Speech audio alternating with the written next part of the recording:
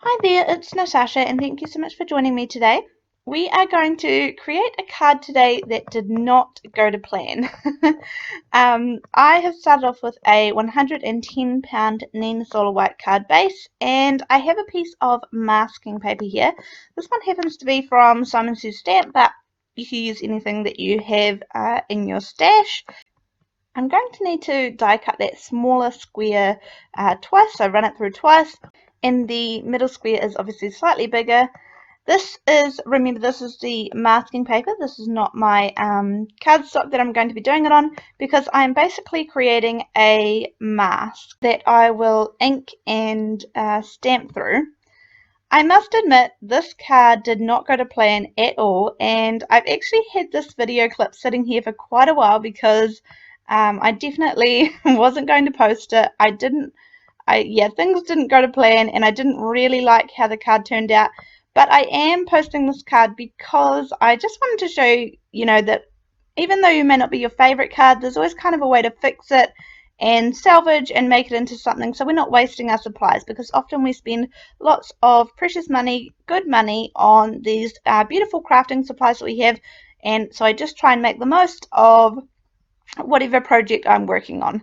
So here I have taken some hickory smoke, some broken china and some mowed lawn, and I am kind of blending them together. My hickory smoke was extremely juicy. This is how it came, and so you can see that I have just blotted quite a bit off on the side. It was so juicy. And so I am blending each one is going to feature on there twice, so they all blend with different colors. And it looks a little bit of a hot mess, but remember that there's a mask on there, so don't panic too much just yet.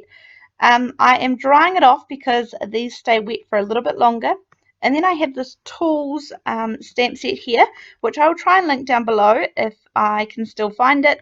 And I'm just using some VersaFine Onyx Black ink to stamp these into the little squares.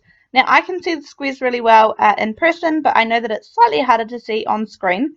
But never fear, this card is about to go wrong and I don't like it at all, so things will change in a minute. But anyway, the top square has some pliers in it, and then the middle square is going to have some nails and screws stamped. And anywhere that I think I might be stamping onto the next square, I just use a little post-it note, and that way I am going to protect the next square up or down. And then in the bottom one, I'm going to the ruler, but I didn't ink up the ruler very well, so now I need to cover up that bit that I just inked and add that extra little piece in. You don't need a stamping tool or anything to do this. I mean, you definitely could use one, but I find it much quicker just to use an acrylic block and kind of get it done nice and quick. And the majority of the time, they stamp absolutely perfect. And probably if I took a little more care and time, they would stamp perfect every time. But that's okay. I am drying these off a little bit, and here I remove the mask, and you can see my reaction. I look at the card and I think, no. So I'm just sitting here. It just didn't look like how I wanted it to look. So change of plan, and I am going to still use a similar plan, but I'm going to cut these out and try again. So as I said, I will need to run it through my machine twice because I only have one die for that smaller square up the top. So I have cut them all out. I liked the kind of the theory behind it, but it just didn't end up how I wanted it to. And kind of this whole card didn't end up how I wanted it to, but that's okay. As I said, I'm just salvaging what I had, and this is kind of a turning it into the best situation that I can kind of card. I have this happy birthday sentiment, and I just want happy up the top and birthday down the bottom, so I'm just masking it off with a post-it note and then removing it. Make sure you remove it before you stamp it.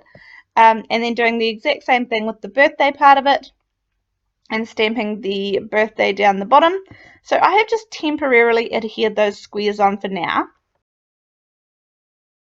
mainly because I wanted to get the placement of the stamps in the right place.